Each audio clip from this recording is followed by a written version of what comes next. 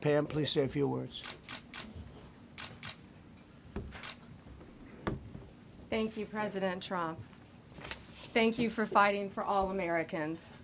Americans are finally getting what they voted for. No longer will we have rogue judges striking down President Trump's policies across the entire nation. No longer. Today, in the 6-3 opinion, Justice Barrett correctly holds that the district court lacks authority to enter nationwide or universal injunctions. These lawless injunctions gave relief to everyone in the world instead of the parties before the court. As the Supreme Court held today, they turned district courts into the imperial judiciary. Active liberal judges have used these injunctions to block virtually all of President Trump's policies. To put this in perspective, there are 94 federal judicial districts. 5 of those districts throughout this country held 35 of the nationwide injunctions.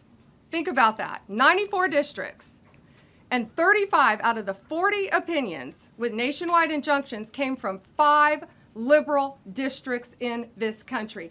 No longer. No longer.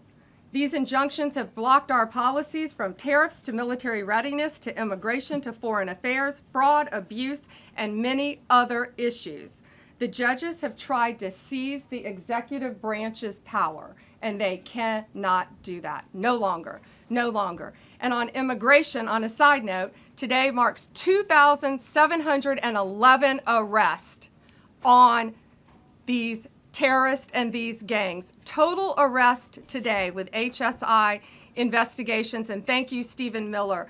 Thank you to Homeland Security. Thank you to everyone working hand in hand with the FBI on all of these transnational gangs.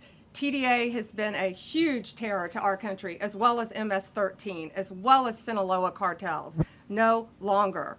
No longer. These injunctions have allowed district court judges to be emperors. They vetoed all of President Trump's power, and they cannot do that.